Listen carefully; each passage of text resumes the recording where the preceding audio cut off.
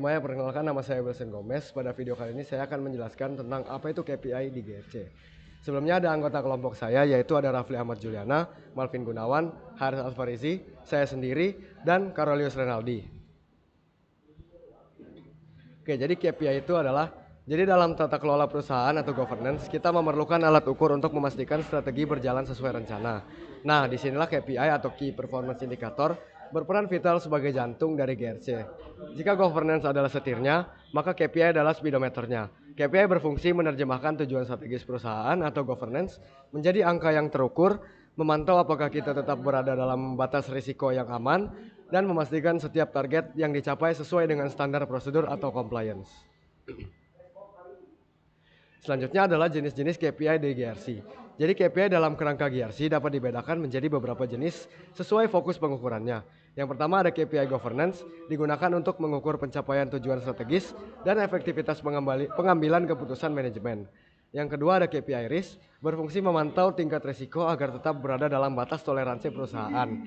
Kemudian yang terakhir ada KPI compliance, digunakan untuk memastikan kepatuhan terhadap regulasi, kebijakan internal, dan standar operasional yang berlaku. Setelah ini akan dijelaskan oleh Rafli. Di sini saya akan menjelaskan hubungan KPI dengan strategi analisis dan pencapaian target. Jadi KPI berfungsi sebagai penghubung utama antara strategi, analisis, riset, dan pencapaian target. Strategi ditetapkan sebagai arah tindakan organisasi, kemudian didukung oleh analisis dan riset untuk menentukan indikator yang paling relevan dan terukur. KPI yang dihasilkan digunakan untuk memantau pencapaian target serta menilai efektivitas strategi yang dijalankan. Hasil pengukuran KPI menjadi dasar untuk melakukan optimasi secara berkelanjutan, sehingga perusahaan dapat memperbaiki kinerja, mengambil keputusan yang tepat, dan pada akhirnya mencapai kesuksesan yang diharapkan. Selanjutnya, penerapan KPI bagi perusahaan.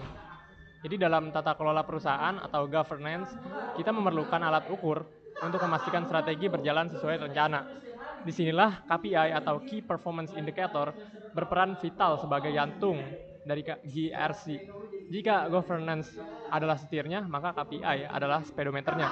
KPI berfungsi untuk menerjemahkan tujuan strategis perusahaan menjadi angka yang terukur, memantau apakah kita tetap berada dalam batas risiko yang aman, dan memastikan setiap target yang dicapai sesuai dengan standar prosedur atau compliance.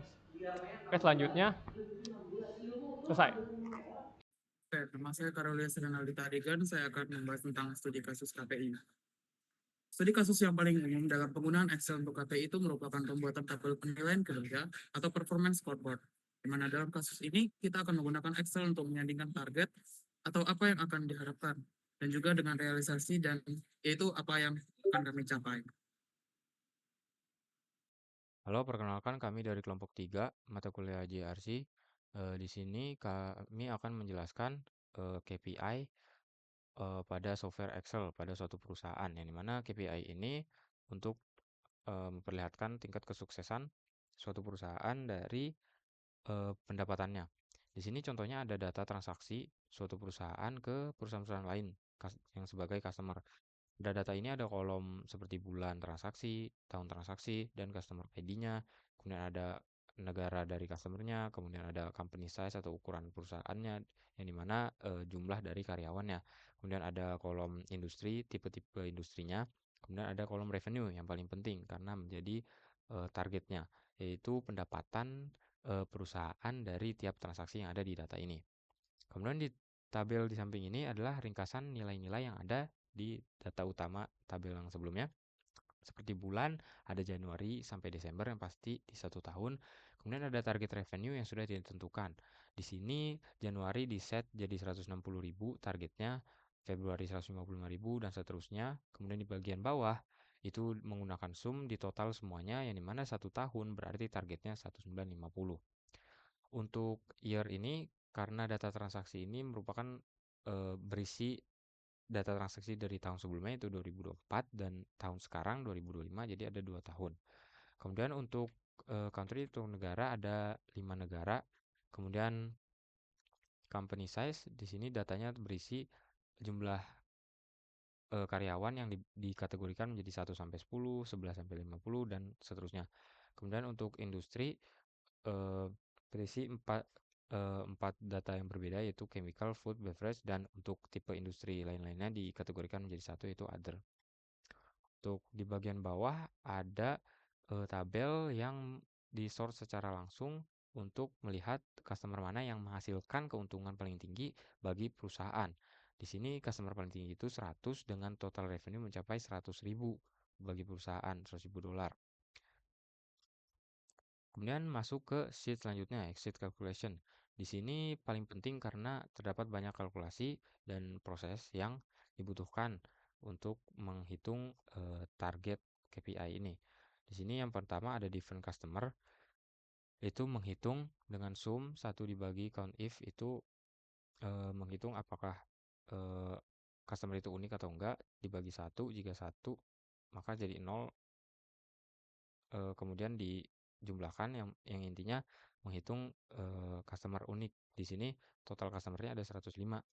Jadi ada 105 customer berbeda. Kemudian untuk total revenue diambil dari tabel yang ini yang nanti akan dijelaskan, yaitu total revenue di sini 2.100.000 sekian. Untuk revenue per customer ini ngambil dari total revenue tadi dibagi dengan total customer uniknya 105, di mana 20.100 sekian per customer rata-ratanya. Dan di sini ada target achieve yang dimana bagian utama dari KPI. Di sini 108% berarti menandakan target tercapai yang di atas 100%. Diambil dari total revenue dibagi dengan target totalnya 211 lebih dari 1.950, jadi melebihi target. Untuk di tabel yang sebelah kiri ini merupakan penjumlahan dari tahun 2024, sebenarnya sama yang di sini. Kalau yang ini harusnya 2025. Ya, di sini jadi sama dengan yang tahun sekarang yang ini. Jadi ini menjumlahkan revenue per bulan dibagi dengan tahunnya. Jadi tahun 2024 Januari 153.000 sekian dan di paling bawah dijumlahkan. Jadi tahun 2024 menghasilkan 1.972.000 sekian bagi perusahaan, dan di tahun 2025 tahun sekarang itu 2 juta lebih. Dan di sebelah sini melihat pendapatan berdasarkan persentasenya. Jadi bisa dilihat per bulannya 5%, 12%, dan di bawahnya pasti 100%. Kemudian targetnya yang dimana diambil dari sheet sebelumnya tadi di sini, yang dimana totalnya juga sama 150 karena datanya sama. Dan di sini untuk keperluan dashboard nanti diulang yang di sebelah sini dan targetnya juga. Untuk tabel selanjutnya itu menghitung berdasarkan kategorinya. Sini company by size atau ukurannya tadi yang dikategorikan 1 sampai 10 sekian itu, dan menghitung jumlahnya 1 sampai 10 ada 47 perusahaan dan lain-lain. Kemudian berdasarkan tipe industrinya juga di sini terhitung. Jadi chemical ada 83 dan lain-lain. Yang paling banyak di sini ada beverage. Dan untuk company by size kebanyakan di 11 sampai 50 karyawan.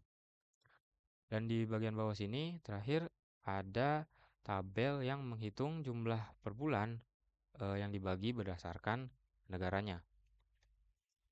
Jadi sama seperti tadi, tapi bukan dibagi per tahun, tapi dibagi per negara. Di sini paling banyak rumusnya sama menggunakan sum ifs, range-nya ini, kemudian kriterianya menggunakan range kolom bulan, habis itu kriteria 2 kolom negara, kalau yang di atas tadi kolom tahun, di sini seperti itu. Di sini negara Jerman. Kemudian di sini bisa dilihat di paling bawah juga di total menggunakan sum tadi. Yang dimana negara paling banyak itu untuk menghasilkan keuntungan ke perusahaan yaitu Italia dengan 2,4 juta dan totalnya 4 juta untuk 2 tahun ini karena dia tidak dibagi berdasarkan tahun.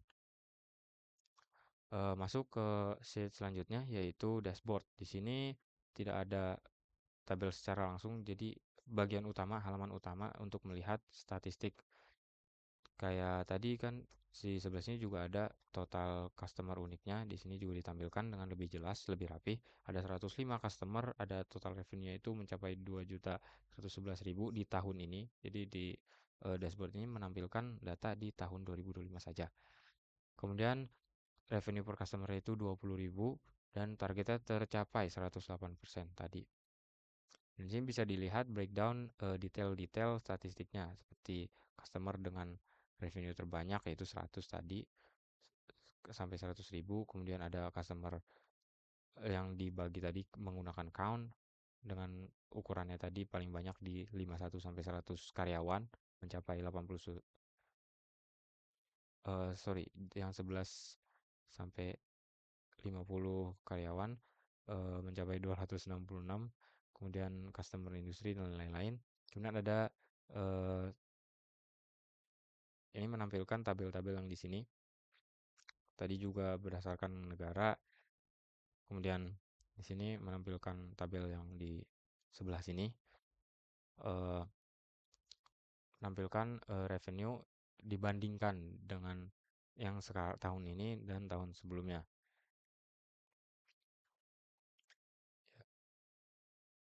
Jadi yang tahun sebelumnya itu yang hitam dan yang tahun sekarang itu yang ungu. Bisa dilihat trend line-nya sepanjang tahun. Kemudian ada juga revenue percent by month. Jadi pada tabel ini pendapatannya dibagi berdasarkan bulan-bulan. Paling tinggi di akhir bulan, di akhir tahun, bulan-bulan di akhir tahun. Dan di sini bisa lihat bahwa yang targetnya itu selalu tercapai, sedikit menurun di bagian sini, cuma sebagian besar tercapai. Oke, sekian, terima kasih.